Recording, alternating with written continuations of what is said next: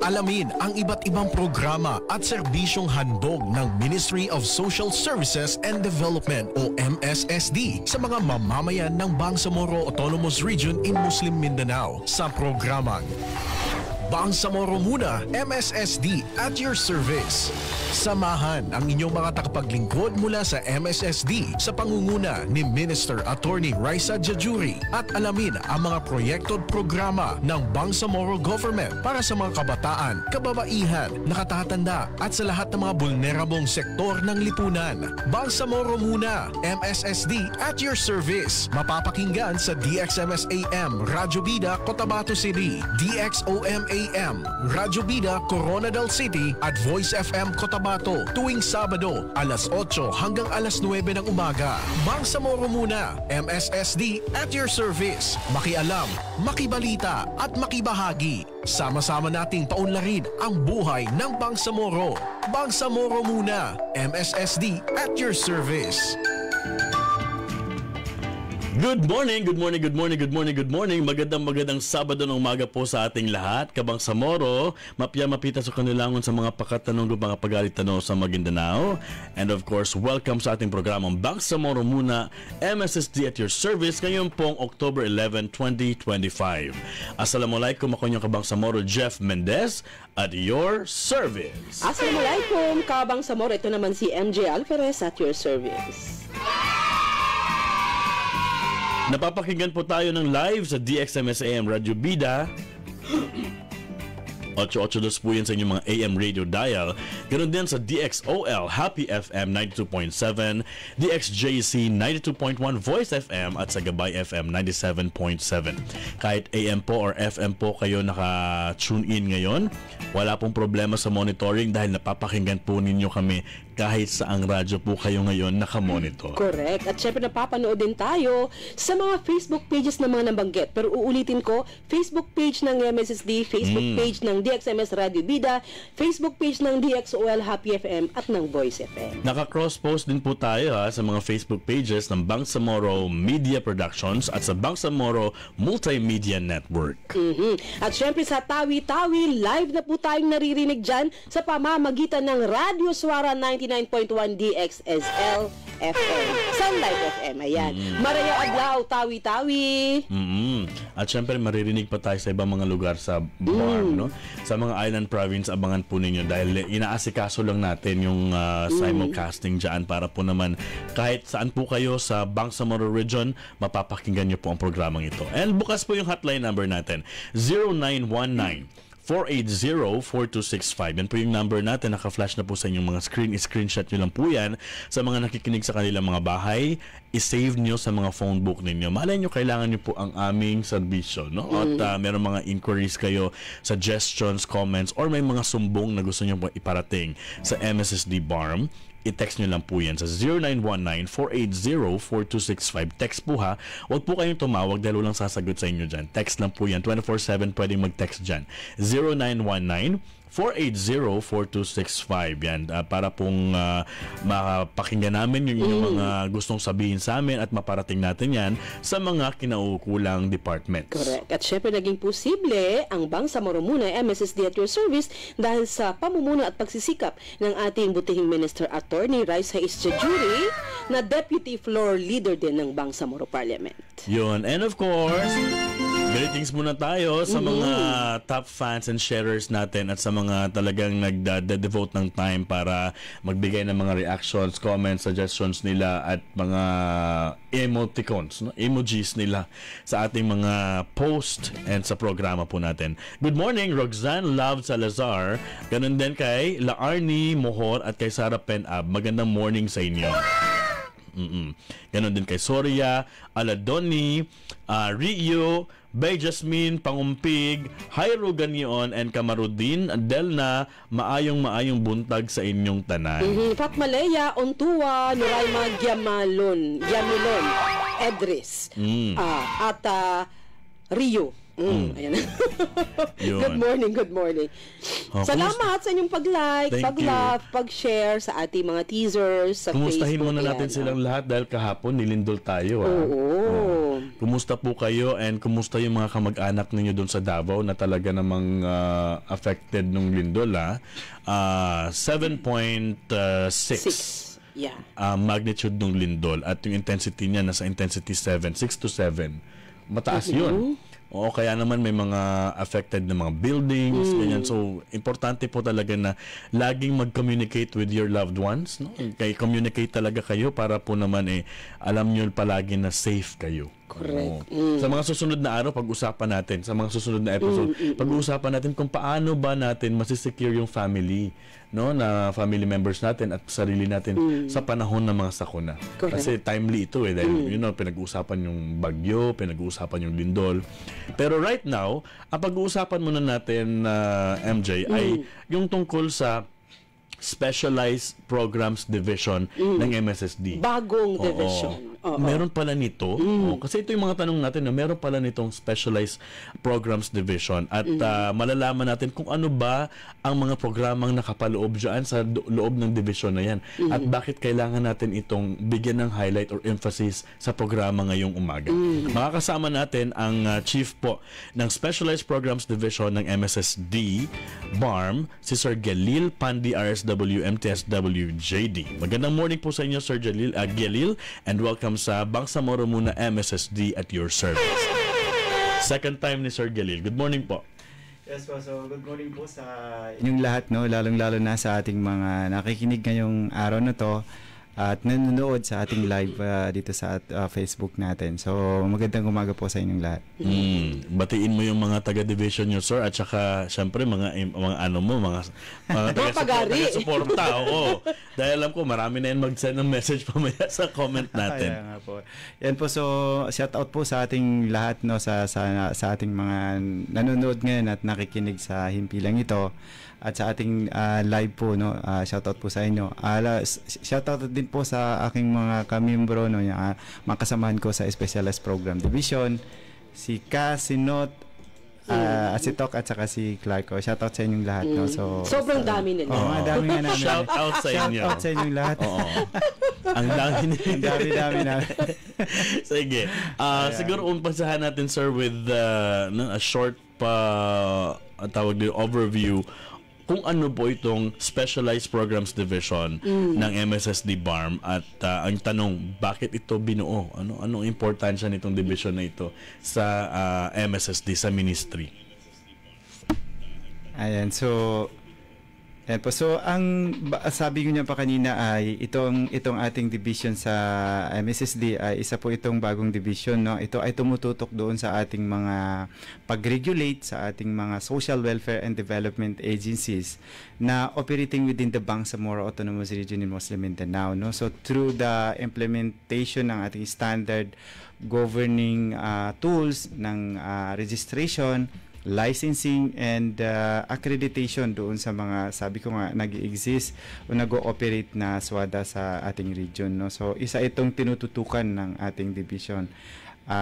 Maliban ho dyan ay isa din sa West Forward po natin ay mapunta na din sa atin yung pag-issue ng minor traveling abroad. Inumpisahan din natin yung pag-regulate sa pag-issue ng ating public solicitations permit, no. Doon sa mga nag-engage ng solicitation either in government or private or individual. So tinitingnan din po natin yon na ito ay magiging kasama sa magiging mandate ng ating division. So idagdag din natin yung pag-accredit natin doon sa mga marriage counseling. So counselors, sa kasalukuyan ay ginagawa po na natin yung guidelines, no. Puspusan yung ating coordination meeting doon sa ating Bangsamoro Darul Ifta, no, para sa ating ginagawang guidelines patungkol dito sa pre-marriage counselors accreditation. Sige. Ang unang tanong ko niya kasi alam na natin kung alam ano yung ko talaga trabaho. anong unang tanong. Anong trabaho, no? Ito po mga social welfare development agencies, ano po yung mga halimbawa niyan at gaano karami yan dito sa ating lugar? Is that privately owned agencies or government-owned agencies po yung mga tinutukoy nating social welfare development agencies? Yan po. So una po ay meron tayong non-government organization, no. Isa po 'yun sa mga saklaw ng ating mandatos, no. Yung pag-regulate doon sa ating mga non-government organization na nag-ooperate dito sa ating region, no. Particularly doon sa jurisdiction ng BARM, no. So isa din 'yon. Pangalawa ay yung ating mga government, particularly doon sa mga existing or operating residential facilities natin. Isa din 'yun sa rini-regulate natin, saklaw ng ating pag-implement ng regulatory functions ng MSSD, no. So para ma-ensure natin na nami-meet nila yung standard. Related naman doon sa ating mga private social welfare agencies, at tinitingnan din natin yung community-based program nila kung ito ba ay nami-meet nila yung standard guidelines natin in terms of providing social services doon sa ating community-based. May mga non-government organization din na like meron silang pinopropose na propose centers. So yun ay kasaklaw din yun. Like example ay yung ating mga orphanage dito sa Cotabato City, meron tayo yung IHAHA na under yan sa Bangsamoro Agency, no? Ano yun? So, bahay ampunan. Bahay ampunan. Kasama din yun. Orphanage, bahay ampunan, ganyan. So, yan po ang mga example ng SWDA, SWADA. Yes. So, yun, may private, may government, may NGO. Yes. Gaano po karami yan dito sa Cotabato City at Maguindanao sa mainland po? Ayan po. So, sa ngayon kasi ay continuous pa rin yung ating profiling, no?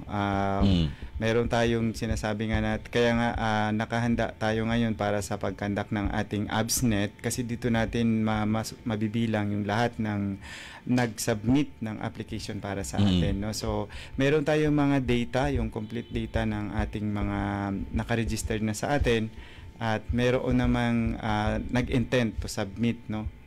Para sa registration. So, ang nabibilang natin ngayon ay yung ating nag-submit ng ilan na yung data ng mga na-accredit natin sa buong BARM pa lang. So, meron tayong 33 na nag-submit na sa ating Marami-rami organization. Pero mas marami pa yan, no, Sir Lil, no? Yung na-monitor lang ninyo ay 33 pa lang. Pero kumusta naman? Yung sa mga na-monitor ninyo ng SWDA, ilan dito ang compliant? Kumusta yung kanilang status? Yeah, status. Kung sila ba ay karapat-dapat na mag-operate or meron kayong nakita na may mga kakulangan pa? Na may recommendations kayo? So, doon naman sa atin, yun na po yung ating na-issuehan ng both the registration, licensing and accreditations, no? So, yun po ay meron na po yung iba't ibang lugar like kasi ginagawa po natin ay merong mainland at meron naman pong island provinces, no? So, meron pong ganun. So, lahat po yun ay compliance po sila doon sa ating requirement, no? So, meron namang iba na kailangan para natin nagpo-provide naman tayo ng technical assistance para masigurado na makakomply sila. Makakomply nila yung ating requirements. Sir Galil, para hindi mawala yung mga listeners natin, no? Kasi syempre bago sa pandinig nila yung social welfare development agencies. Ano po ba yan? Nabanggitan natin kanina yung orphanage, pwedeng makonsider yan, no? Yung mga bahay ampunan na nandito sa palibot natin, pwedeng makonsider. Ano pa po yung makoconsider natin na social welfare development agencies? Mga halimbawa po niyan. Yun po, yung ating mga social welfare agent na mention ko po kanina ay yung ating mga non-government organizations. NGOs. Okay. Tapos po ay... NGO po ba lahat or mayroong particular NGO or may particular program sila sa NGO na kino-consider po ninyo na SWDA? Dahil po hindi naman po talaga lahat yan ng NGOs ay SWDA. So may particular programs po ba sa NGO na you would consider as social welfare development agency? Yes po. Isa sa tinitingnan po talaga natin ay itong non-government organization ay engage yung kanilang programa sa social services. Kung ang engagement po nila ay business sectors, yung income generating, for profit, ay hindi ho yung saklaw ng ating. So, klaro yun. So, isang NGO, orphanage. Ano pa, Sir Lil? Yun po, yung government facilities po ng government na meron silang ino-operate na mga centers, kasama din yun sa rin-regulate natin. Ano po ba mga trabaho ni Social Welfare Development Agency, sir? yung function po nila, halimbawa kung government sila, kung NGO sila, ano po dapat ang function nila based on your assessments sa kanila, ano po ba dapat ang ginagawa ni Social Welfare Development Agency? Yan po. So, yun po, kung engage sila into social services activities po, yun yung ating rini-regulate. So, halimbawa sila ay nagpo-provide din ng programa para sa ating mga disadvantaged sectors, for elder person, children, para for social protections. Nagpo-provide din sila ng immediate response para sa calamities. Yun ay mga social services engagement ng ating mga non-government organization. For government, po. Pati, halimbawa, may mga relief operations na kailangan ginagawa tapos tumutulong itong NGO. Kayo po ba yung division na magre-regulate or magtitingin sa kanila kung sila ay legit, no? O kung sila ay pwedeng gumawa ng ganong klaseng activity for the community, sir? Ganun po ba yung function? Yes po. So, kasama po yung sa tinitingnan natin, yung kanilang, yan. Isa din yun po sa tinitingnan namin. So, kaya, kasama sa tinitingnan namin kung ano yung mandate nila, kung ito ba ay social services, at nasabi ko nga po ay kasama doon yung pag-extend ng services doon sa ating mga affected, no, especially doon sa natural. So hindi pala basta-basta na halimbawa NGO ako at willing akong tumulong at willing akong mag-extend ng social service. Hindi pala basta-basta na pupunta na lang ako sa community at magbigay at magtuan. Merong regulatory body. No, ito na po itong division na ito na ginawa ng MSSD para tingnan po yung capacity ninyo at para po naman bigyan kayo ng assistance kung paano ginagawa talaga yung trabaho ng pagbibigay ng tulong. Kasi malaking bagay yung mga partners natin. So si MSSD pumupunta sa communities, no, at nagbibigay ng suporta, and then meron ding mga other organizations na i-refer natin na as SWDA na tumutulong din. Hindi pwedeng taliwas yung kanilang ginagawa dun sa ginagawa ni MSSD. So, ibig sabihin, align dapat itong mga SWDA na to /NGO na to doon sa standards ng MSSD. Ano binibigay nyo, sir? Do you give a certificate or ano tawag dito, seal? O paano ba, pagka po na-regulate na sila, accredited nyo na sila, ano bang tawag dyan? Accredited nyo po sila or certified nyo po sila? What do you call that, sir? Yes po. So, ang tatlo po yung binibigay natin, no. Una ay yung Certificate of Registrations. Okay. Yan po. So, halimbawa po ay bago lang po na-establish yung kanilang organization or institution at hindi pa ito nag-ooperate. Within 1 year po ay bibigyan natin sila ng Certificate of Registration. Okay. Sa Certificate of Registration na po yun, ay meron lang siyang validity na 1 year. Within 1 year ay dapat po ay makasubmit na din sila sa atin ng application for license to operate. Para within 1 year ay maka-operate na po sila. So yun. So within 1 year, makasubmit na sila sa atin at na-comply nila yung mga requirements. So meron tayong mga indicators na tinitingnan. So halimbawa yung legal entity nila, kung ito ba sila ay registered sa SEC. Pangalawa po ay meron ba silang updated articles of incorporations. Yan po. So tinitingnan din natin yung organizational structure nila. So kung ano bang tawag doon, tama ba yung kanilang structure, align ba doon sa policies and procedures na ginagawa nila, at tinitingnan in looking at the organizational structure and policies and procedures, tinitingnan din natin yung manual of operation nila. Lahat ba ng program na na-mention natin kanina, like for instance providing relief assistance, providing community-based programs related to address social protection ay indicated or estimated sa kanilang manual of operations. Yun. So may registration and then pagka na-register, within the year bibigyan niyo po sila ng lisensya, may licensing po. Yes po. So kasama po yun sa pinupush natin sa kanila, encourage natin sa kanila na within 1 year ay makatanggap na sila, ma-issuean na sila ng license to operate. Yes. And ano naman po yung accreditation? Pagka may lisensya na po, i-accredit niyo po pa sila? Yes po. I-accredit niyo Meron pa po talagang sila? papel, may dokumento talaga na okay. Okay. So, hindi lang basta may lisensya, kundi accredited. So, pag kuwan na po, medyo mataas na yung standard of level ng kanilang compliance doon sa requirement or guidelines natin, pwede po sila ma-issuehan ng Certificate of Accreditation. Anong difference po nung may license lang at saka yung accredited? na SWDA. Ayan po. So, pag license to operate ka lang po, ibig sabihin, yung minimum requirement lang yung anong tawag dito? Na-accomplish mo. Halimbawa, yung building mo ay hindi na-issuehan ng certificate of fire safety certificate. Okay. Probably hindi ho siya mabibigyan ng accreditations kasi meron silang kulang na ganon. So, yun. So, yung minimum lang ang pwede nilang ma-meet. So, ibig sabihin, license to operate lang. Why do you need to do all this? Pwede namang operate kayo, pabayaan kayo na MSSD. Pero bakit kailangan ninyong i-register sila, i-profile sila, ibigyan sila ng lisensya, i-accredit sila, i-assess sila? Why? Bakit kailangan mag-intervene ni MSSD? Were there experiences in the past na hindi maganda when it comes to this type of services na binibigay? Kaya nakita ni MSSD na, kailangan natin i-regulate ito.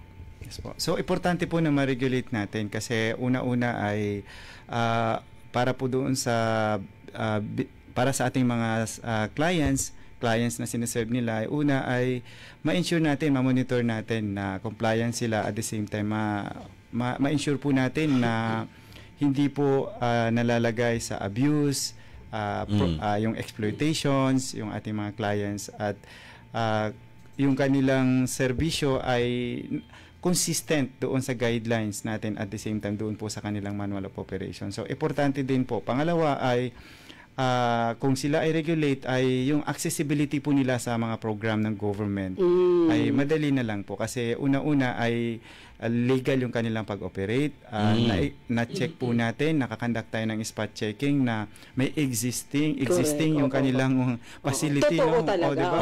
Mamaya ay sa papel lang yan, di ba? Correct. So yun, kasi kasama din po yun, Sir Chef and Ma'am Jabe, no? Kasama sa tinitingnan din natin yung kanilang facility. No? So, kaya nagkakandak talaga tayo ng spot checking, yung actual ocular visit dun sa kanilang mga maliban doon sa protection ng mga client na sinaserve nila. Maganda yun kasi pagka nag-engage sila ng services sa gobyerno or sa kapwa nila NGO, at least nakikita na, accredited kami. Yes. Hindi kami basta-basta. Ibig sabihin, na-check kami ng maayos at we are functioning well. Correct.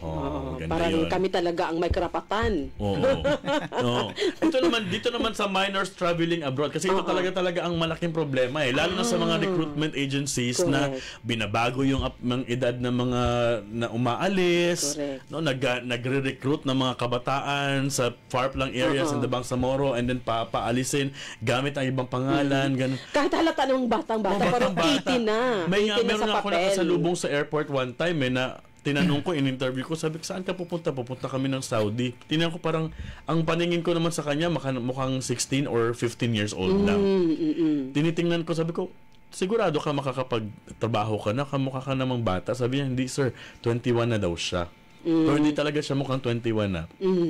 Yun. So may duda ka talaga, hindi talaga yun. Kaya importante talaga na merong regulatory body para tumingin dito sa mga umaalis. Sir, kanina po ba under ito dati itong minors traveling abroad, at ngayon po ay pinupush natin na mapapasailalim po sa division ninyo? Yes po. Dahil nga ang mayroon na po tayong autonomy at yung ating minor traveling abroad sa kasalukuyan ay nakalodge pa rin sa national, no? Sila pa din yung nag-i-issue nito. But isa din po sa ating initiatives na ginagawa ng ating ministry ay nagkaroon po tayo ng coordination meeting with the national, no, sa central office. At nakapulong po natin yung mga namumuno doon sa minor traveling abroad. So, para masigurado po natin na tayo na po yung maka-issue. So, sa kasalukuyan ay close yung coordination natin with the national, no? Although hindi pa tayo talaga nakaka-issue ngayon, but yun po yung inaasahan natin na sa lalong madaling panahon ay maka-issue na po tayo ng Maganda yun. Dapat tayo talaga kasi mas alam natin yung ating saklaw, sakop mas malapit natin. Halimbawa, kung ikaw, MJ, magta-travel ka with Haro, kailangan mo pang humingi ng kunyari, meron silang activity abroad, hingin mo pa yan sa national yung permit para makapag-travel. Yung mga bata sa Bangsamoro na merong sports activity sa abroad, or halimbawa merong mga laban sa Saimat Fair, or you need to secure a permit from the national office.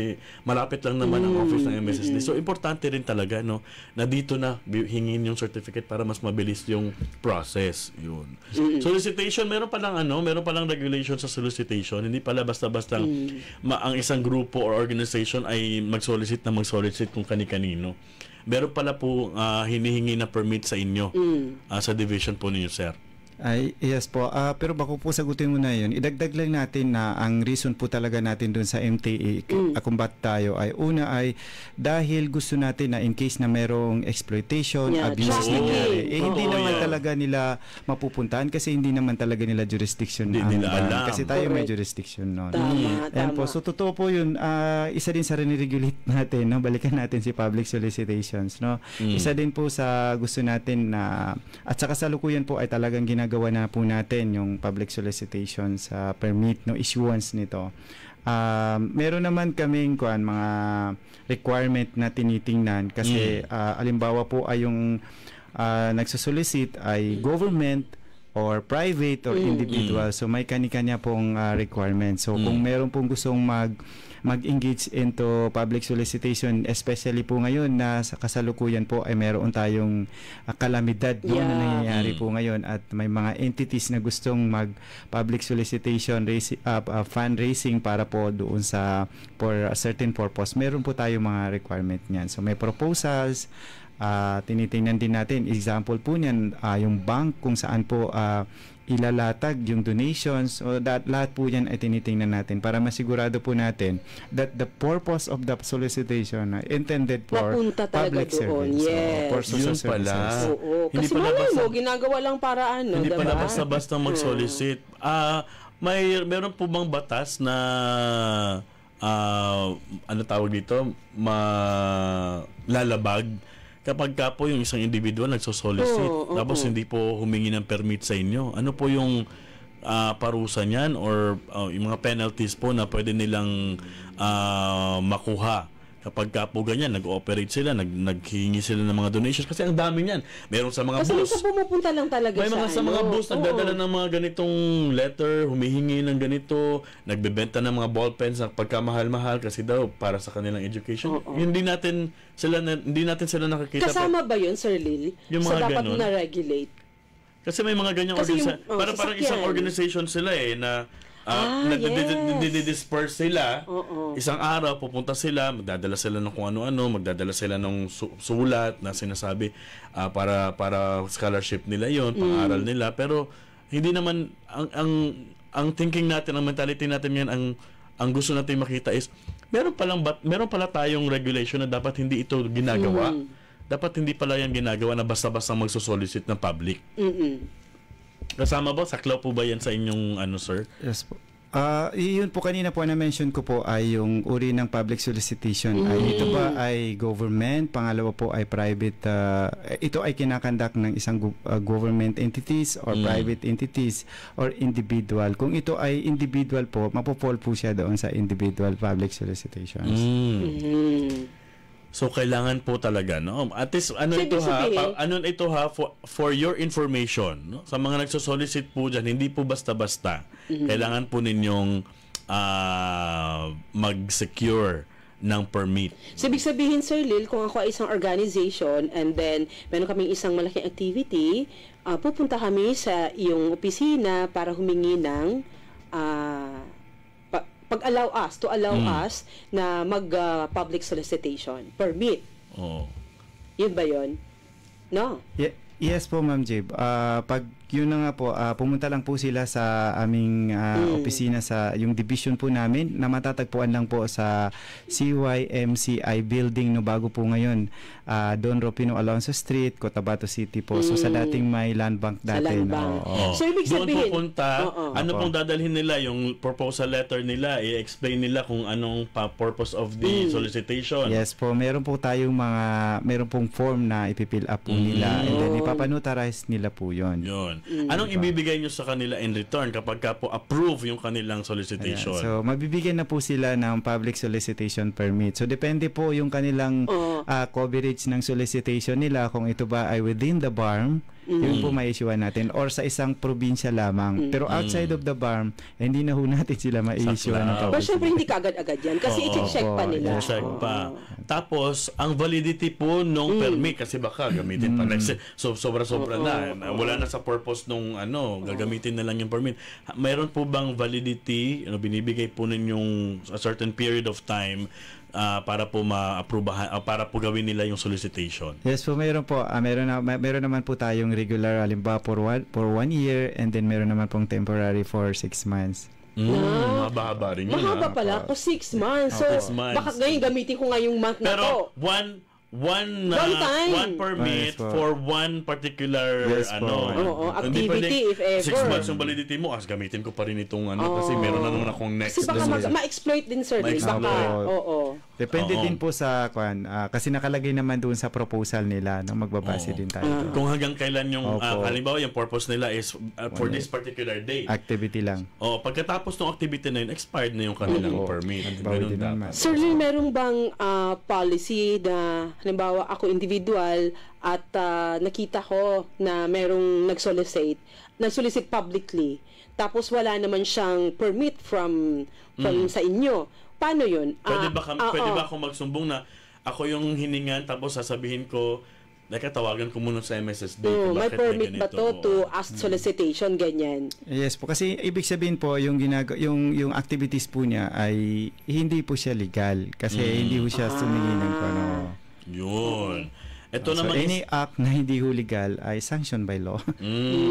Ito naman na-surprise na ako, meron pala mga marriage counselors within the Bangsamoro region, Sir Gelil, kasi meron kayong nire-regulate Meron po ba tayong mga agencies dito or offices or clinics na nag-o-offer ng marriage counsel?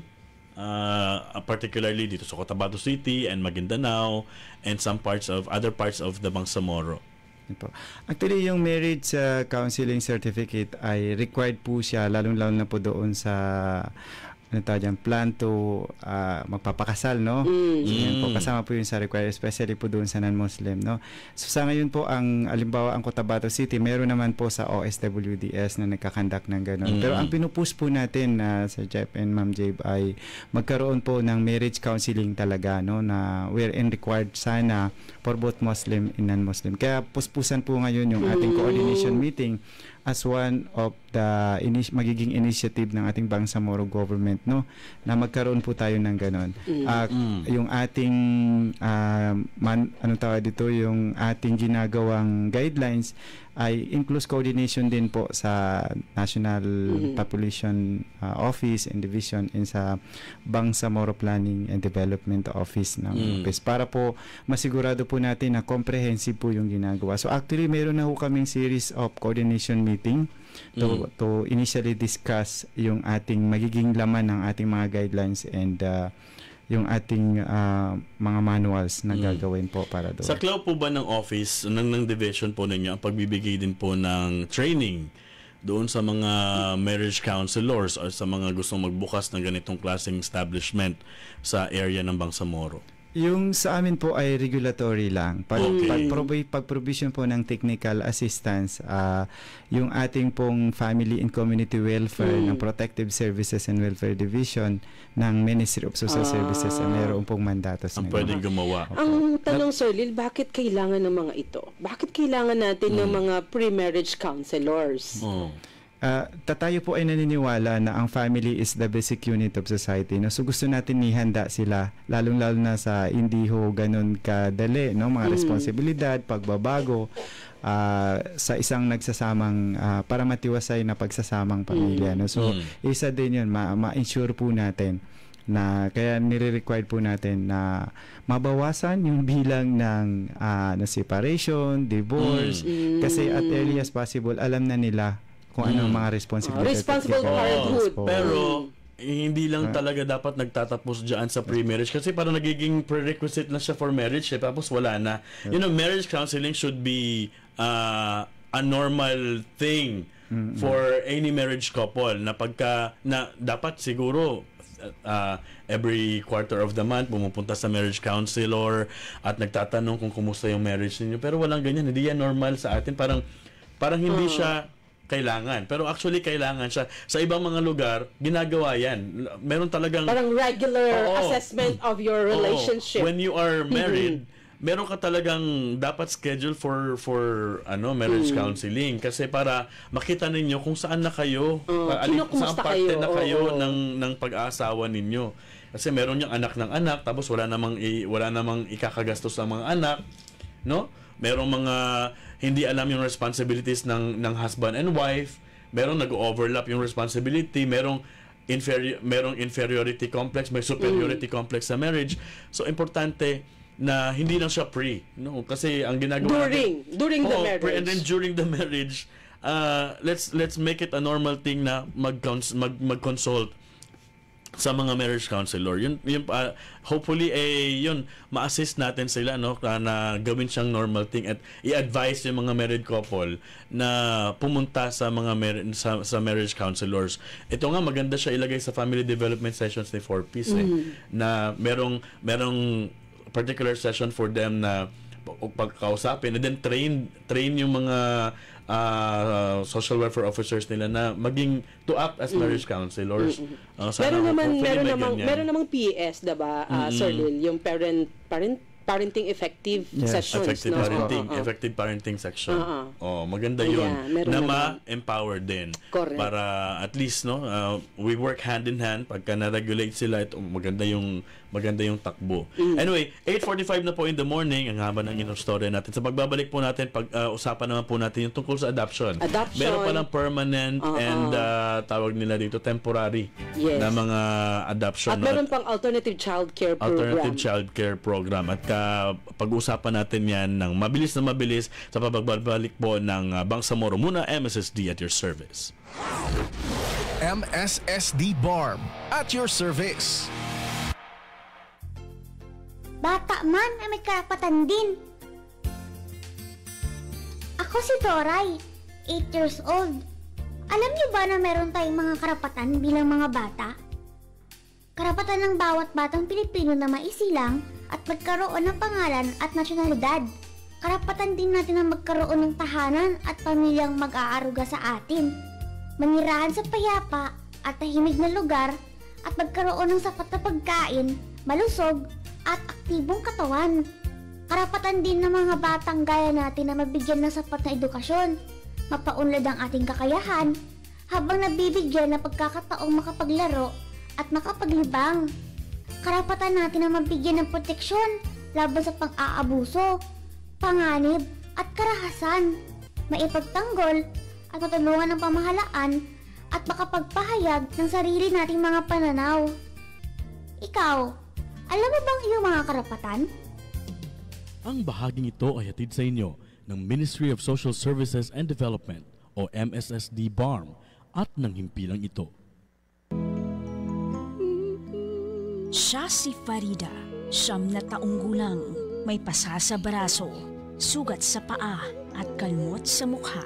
Kailangan niyang kumita, kung hindi ay bugbog ang sasapitin niya. Ama, tama na po. Ayaw ko na po. Maawa na po kayo. Nasasaktan na po ako. May kilala ba kayong bata na sinasapit ang parehong sitwasyon? Kumilos. Magsumbong sa VAUSI Desk Officer sa inyong barangay o di kaya tumawag sa hotline number 0906-178-410. Ang paalalang ito ay hatid sa inyo ng Ministry of Social Services and Development ng Bangsamoro Autonomous Region in Muslim Mindanao. MSSD para sa Bangsamoro. We're back, 8:48 in the morning. Ito po ang Bangsamoro muna, MSSD at your service. Kasama niyo pa rin po ako, Jeff Mendez. At MJ Alferez. Updates tayo. MSSD Updates. Mahigit 100 senior citizens po sa Special Geographic Area ng BARM nakatanggap ng tulong mula po sa MSSD BARM. May report si Jiday Lukman. Jids, go ahead. MSSD Updates. Assalamualaikum at magandang araw mga Kabangsamoro. Nagsagawa ng outreach program ang MSSD para sa mahigit 100 senior citizens sa bayan ng Ligwasan, BARM Special Geographic Area nitong October 7, 2025. Ang outreach program ay bahagi ng Elderly Filipino Week celebration kung saan nag-abot ng iba't ibang tulong at serbisyo ang MSSD sa mga nakatatanda.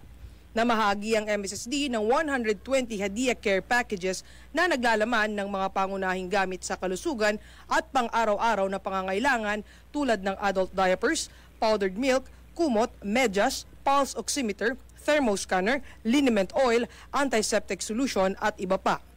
Lubos naman ang pasasalamat ni Matabay Pamagalog, 71 years old, na isa sa mga nakatanggap ng care package. Makatabang sa laki, anya ba ipaganggay mo kanya, makatabang sa kanong mga lawas. Na siya sa laki na alhamdulillah na mapiaso lagi ginawa ko sa kapaganggay sa kami sa niya ba atabang. Bukod dito, namahagi rin ang MSSD ng 40 wheelchairs, 25 quad canes para sa mga nakatatandang may pisikal na limitasyon at 11 naman ang nabigyan ng upgraded eyeglasses sa ilalim ng programang Sagip Paningin para kay lolo at lola. Nagpaabot din ng kanyang pasasalamat si Togs Abdul, isang mangingisdang senior citizen. May salamin ako, makapangisda ako ng maayos, ma'am. Buong taos puso ako nagpapasalamat man sa ayuda na binibigay mo sa amin at saka yung opisina na MSSD po, ma'am. Maraming tulong po yung sa amin, ma'am. Bawat benepisyaryo ay tumanggap din ng family food pack na naglalaman ng 25 kilo ng bigas at iba pang grocery items bilang dagdag na tulong sa kanilang pang-araw-araw na pangangailangan. Nagkaroon din ng orientation tungkol sa mga karapatan, benepisyo at mga programang maaaring ma-avail ng mga senior citizens sa ilalim ng MSSD na pinangunahan ni J. Marsali, focal person ng Older Persons and Persons with Disabilities Welfare Program. Bilang MSWO, mahalaga po ang activity ito kung saan ginaganap ang Elderly Week celebration sa amin, especially po sa Ligawasan Municipality. Dito po, naipapakita natin ang ating appreciation sa ating lolo at lola. So mahalaga po ang kanilang role sa community sapagkat sila po yung naging gabay natin sa ating pamumuhay. So kung ang kabataan ay pag-asa ng ating bayan, ang mga tatanda po, sila po ang gabay ng ating kabataan. Sa tulong ng Kadulong Hospital at Cruzado Hospital, isinagawa rin ang libreng medical check-up at pamamahagi ng gamot bilang bahagi ng serbisyong pangkalusugan ng aktibidad. Naglagay rin ang MSSD ng 2 help desks, isa para sa B-Cares program at isa naman para sa Social Pension Program for Indigent Senior Citizens o SOCPEN program upang mas mapadali ang pag-access ng mga senior citizen sa mga serbisyong kanilang kailangan, lalo na sa aspetong medikal. At yan ang ating update mula dito sa BARM Special Geographic Area. Sa ngalan ng MSSD Regional Communications Team, ako po si Juday Lucman ng Bangsamoro Muna, MSSD at your service. MSSD Updates. Maraming salamat, Juday Lucman. Sa Cotabato City naman, ang inulat ni Minister Raisa Jejuri ang buong accomplishment ng MSSD sa buong transition period. Alamin natin mula kay Jeros Platon. Jeros? MSSD Updates. Assalamualaikum at magandang araw mga kabangsamoro. Inilabas ng MSSD noong October 6, 2025 ang isang komprehensibong ulat na nagdedetalye ng mga tagumpay at interbensyon nito mula nang magsimula ang Bangsamoro government noong 2019 na nagtatampok ng mga nakamit sa loob ng 7 taong transisyon. Ang mahalagang investment na ito ay matagumpay na nahatid ng malawak na social services sa libo-libong beneficiaries. Ang mga tagumpay ng MSSD ay sumasaklaw sa ilang mahahalagang larangan, pangkabuhayan at suporta sa pamilya. Tinulungan ang 33,427 pamilya sa pamamagitan ng Unlad Pamilya Bangsamoro at nagbigay ng tulong pangkabuhayan sa 50,428 beneficiary sa ilalim ng Bangsamoro Sagip Kabuhayan, kasabay ng pagsuporta sa 3,800 pamilyang badyaw at paggabay sa 5,048 solo parents. Edukasyon at tugon sa kalamidad. Sinuportahan ng ministry ang 138,505 mag-aaral. Tinulungan ang 111,402 indigents sa pamamagitan ng Bangsamoro Critical Assistance in response to emergency situation. At tinugunan ang pangangailangan sa pabahay sa pagbibigay ng 6,700 pamilya ng emergency shelter assistance at 270 na pabahay project. Bukod pa sa 19,032 individual na nabigyan ng humanitarian assistance. Mga serbisyo para sa vulnerable sectors. Pinalawak ng MSSD ang suporta sa 49,137 persons with disabilities at 6,147 senior citizens. Nag-supply ng 4,810 assistive device.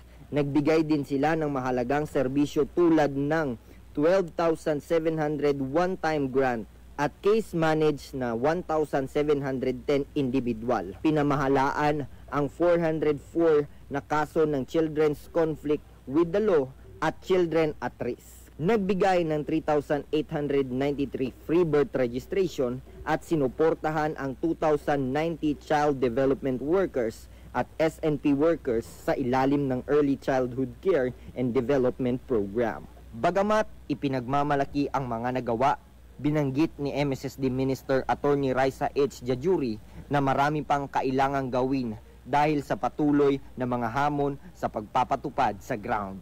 Habang epektibo at mahusay ang MSSD sa paggamit ng budget at pagpapatupad na strategic plan nito, ang pangunahing panalangin ng ministry ay tiyakin na ramdam ng mamamayang Bangsamoro ang kanilang konkreto at tapat na suporta sa pagtugon sa mga pang-araw-araw na hamon. Kasama sa aktibidad ang buong hanay ng MSSD mula sa rehiyon hanggang sa probinsya, kasama ang mga key representatives at iba't ibang ministries at development partners ng Bangsamoro Region. At yan ang aking update sa ngalan ng MSSD Regional Communication Team. Ito po si Jeros Platon ng Bangsamoro Muna, MSSD at your service. MSSD Updates. Maraming salamat, Jeros Platon. 8:56, balikan natin si Sir Galil Pandi, ang hepe po ng Specialized Programs Division ng MSSD. Ang ating pag-uusapan ay briefly lang, no? Yes po. Ano yung mga types of adoption, sir, na nire-regulate po sa division ninyo? Ayan po, so kasama sa program ng ating division yung sinasabi nga nating alternative childcare program, no. So ito ay nagpo-provide ng temporary family-based at residential care for children who are abandoned, neglected or risk while permanent placement option are being explored, no. So isa po yung sa tinitingnan din natin. It also includes sa alternative childcare program ng Specialized Program Division yung foster care, kinship, at saka residential care na na-mention ko rin kanina. So, yung ating permanent naman po ay yung adoption. Kasi, pero ang medyo naging problema lang po natin sa adoption ay, ang adoption po ay applicable lang po doon sa mga non-Muslims. Non-Muslims. Sa ngayon ay... Ipaliwanag natin po. bakit po sa non-Muslims lang po ang adoption. Itong tatlong types of adoption, no? Okay.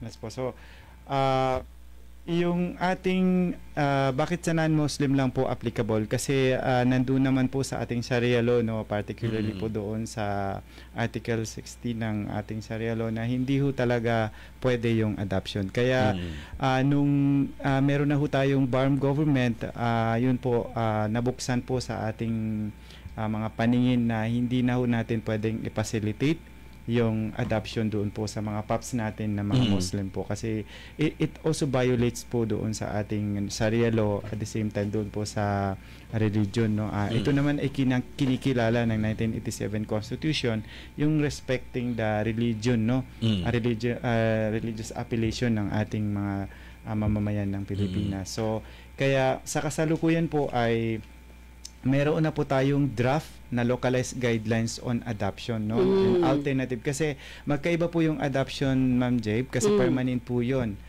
Yung alternative childcare program po ay yun po yung alternative childcare po, yun po yung merong mga uri, no, tulad po ng anong tawag dito, yung foster care. Si adoption ay meron lang siyang domestic at saka international.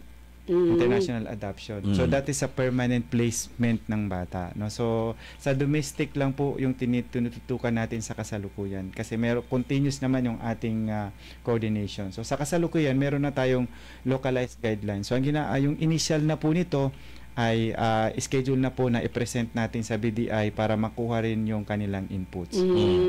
So habang wala pa po yan, ang protocol po na sinusunod natin sa pagdating po sa adoption ay yung protocol ng NAC, yung National Authority for Child Care Program. So, pero sa susunod na mga panahon, if ever ako ay gusto ko mag-adapt, pupunta ako sa inyo, sa division ninyo. Yes po. Kung non-Muslim po yung kung sa ating mga nanonood at nakikinig ngayon ng mga non-Muslim na gusto pong mag-adapt o meron na po silang prospective child na gusto nilang i-adapt either in the center or in the individual placement po na sa kasalukuyan, ay kami naman po sa specialized program yung magpapacilitate. Magpapacilitate. Pupunta sa opisina doon sa may Magallanes Street or Don Rufino Alonso Street. Sir Lil, bakit kailangan pa namin ng ganito? Kasi pwede namang pag-anak, kukunin ko na lang.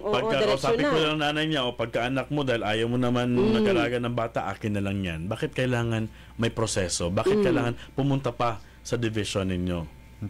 Kung iyan naman po ay first degree or second degree, kasi ang saklaw lang naman po ng adoption or yung adoption po ay kapag ito ay pag third degree po, hanggang third degree lang po yung relative adoption. Ayan, pag fourth degree, doon na po papasok yung sidikla. So, bakit kailangan nito? Kasi isa din po ito para sa protection ng bata at protection din po ng PAPS natin, yung prospective adoptive parent o prospective foster parent natin. So, meaning po, kapag i-adapt mo lang yung sa kamag-anak mo hanggang sa third degree, hindi na kailangan lumapit sa inyo? Kailangan din po. Doon na po yung papasok doon. Yung relative adoption. So may relative adoption pa. Hindi porke makinig tayo mga listeners and viewers. Hindi porke kamag-anak nyo yung inyong i-adapt, hindi na kayo dapat dumaan sa process. Dadaan pa rin po kayo. Kasi ang tawag po dyan ay relative adoption. Yes, ano naman po itong step-parent adoption? Pag step-parent adapt, pag yung step-parent po ang nag-adapt, pasok din po yun siya sa relative adoption. Ito yung second degree na po yun, ito yung first degree, second degree, third degree. Halimbawa, kung ako ay meron akong anak sa aking previous marriage and then nag-asawa ako uli, nung meron akong bagong partner, yung aking bagong asawa ay i-adapt niya yung aking anak. No? Yun yung magpapile pa rin po ng joint adoption. Pero full na po siya sa relative adoption. Yun, single parent ka, tapos may anak ka, at nakapangasawa ka. So, yun ang step-parent adoption na consider. Bakit meron naman pong adult adoption? 18 years old above na ito, makapag-decide naman ako kung saan ako titira. Bakit kailangan ko pang dumaan sa division? Ano pong importance niyan? Ayan po, so kung ito po ay kahit na adult adoption po yan, ay lalo na kasi usually ang mga adult adoption po ay limbawa relative lang niya, yung na-mention nyo po kanina ay yung step parent, no? Po. So usually yun po yung tinitingnan natin. Bakit? Kasama pa rin. Kasama pa din yun. Kasi yung adoption would mean legally, magiging anak ka na nung nag-adapt sa'yo. So, you are entitled of whatever benefits na na-entitled ang kung sino mang anak noong nag-adapt. Yun yung difference, ha? Correct. Sa inheritance, illegal. Yun yung difference. Kasi pagka pumunta lang kayo at, sige, dito na ako titira at walang legal documents. Walang katibayan. Wala kang claim, whatever. No? Kung ano mang mangyari, wala kang claim. Basta naging tumira ka lang sa bahay nila, pinakain ka, pinaaral ka, pero pagdating po sa claims, wala kang habol. Kaya po, dapat dumaan sa proseso para po legally na-adopted ka at makukuha mo, madadala mo yung apelido, pati po may inheritance ka na. Meron isang kaso, I forgot kung sino yung karakter, isang medyo mayaman and then meron siyang adopted dalawa. Ngayon, dahil nga adopted yun, ang nagkuha, namatay siya, ang claim nung kanyang mga ari-arian yung kapatid.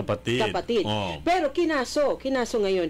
Ang meron talagang soul na pwedeng mag-claim nung kanyang ari-arian ay ang mga adopted. Kasi meron talaga silang legal documents. Yun yung pinakamaganda. Kahit kapatid ka pa, pero meron siyang anak na legally adopted. Yun. Yung sa adult adoption naman po ay applicable naman yun siya doon sa mga nag-18 years old na and above. Ito ay ginagawa para ma-formalize yung long-standing parental relationship. At na-mention ko kanina, ang purpose nito ay para doon sa inheritance na na-mention din ni Jeff, no? For inheritance and legal recognition.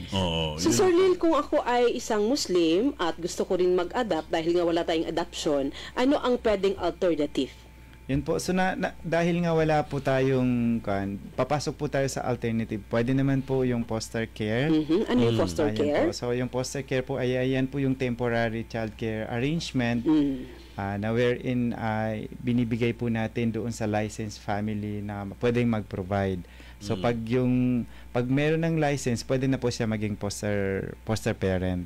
Ibig sabihin dito magbibigay din kayo ng papel, no, ng material na ito ay itong bata na to ay under sa foster care na arrangement. Yes po. Yan, yung foster parent ay legit at eligible, no, na parent for this child.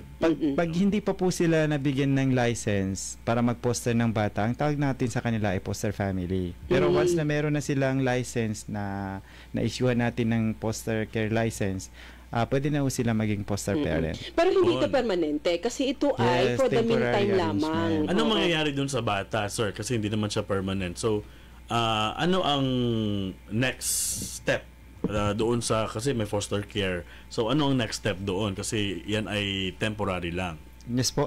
Sa ngayon kasi ay yun na nga po, closely nagko-coordinate po tayo kasi yung foster care under the national law ay temporary lang. So kaya medyo yung period po na binibigay po dito ay medyo maiksi lamang. So dahil dahil Muslim po yung ating PAPS, yung foster parent, ay yun po yung nilalabi natin na kasama ito sa ma-extend habang mino-work out natin yung kafala. Kasi ang mangyayari pagka hindi siya na-extend, palipat-lipat ng parent yung bata. Ililipat kasi expired na yung lisensya ni foster care parent. So lilipat naman siya sa kabilang foster parent kasi para hindi mapasok.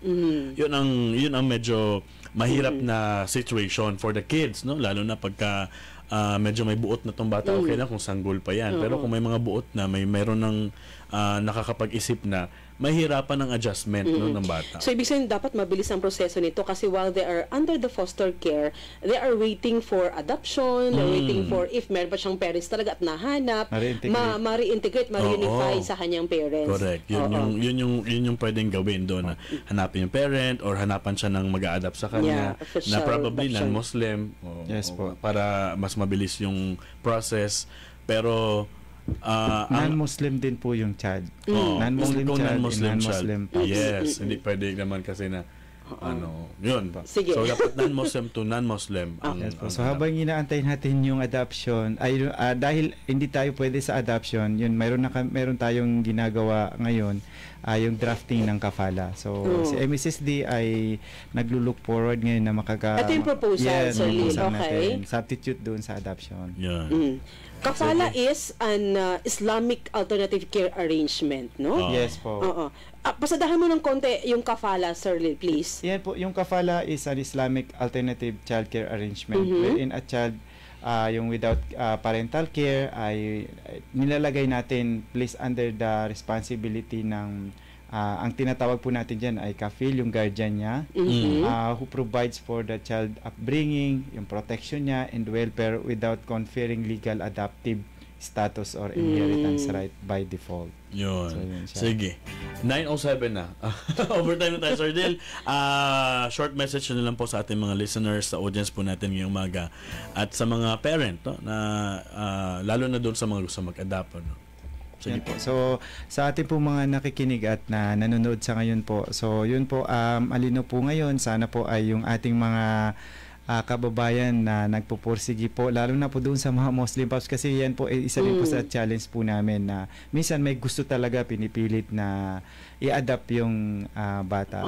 Because tatamaan po tayo ng batas, yun po, kami po ay, sana po ay maunawaan ninyo, sinusulong po na natin ngayon yung kafala para mas mapaayos po natin yung child arrangement namin. So kung may mga katanungan pa po kayo ay ang aming opisina ay accessible naman po sa inyo, nasa downtown area na po kami. nasa CYMCI Building, Don Rufino Alonso Street, Cotabato City, na matatagpuan doon po sa dating land bank. Matagal nang nanirahan ng land bank po doon. Nasa tabi ng South Seas Complex. Ayan.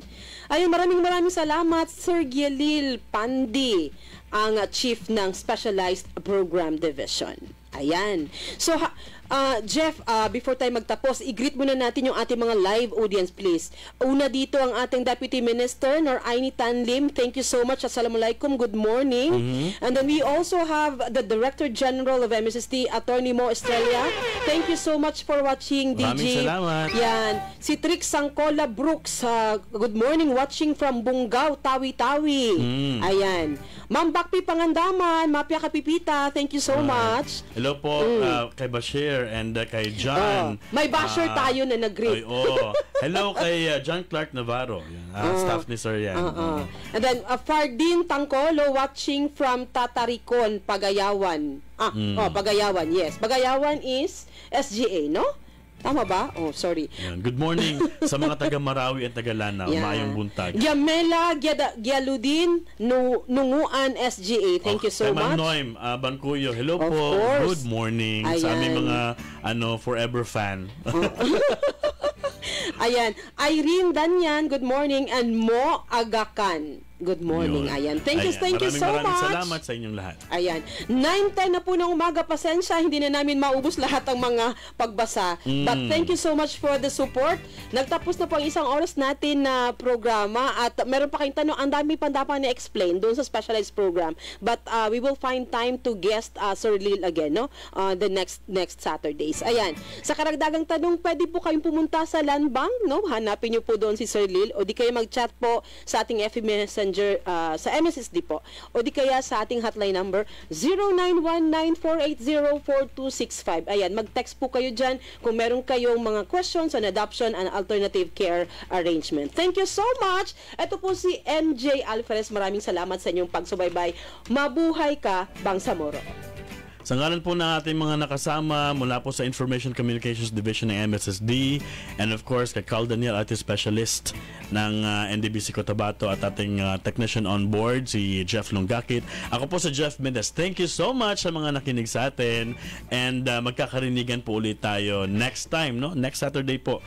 Ibang topic na naman pag-uusapan natin. Very interesting topic pa rin. Dito lamang sa ating programang Bangsamoro Muna. MSSD at your service. Inyong napakinggan ang programang Bangsamoro Muna, MSSD at your service. Hanggang sa susunod na Sabado, alas 8 hanggang alas 9 ng umaga, dito lamang sa palatuntunang Bangsamoro Muna, MSSD at your service. Ang mga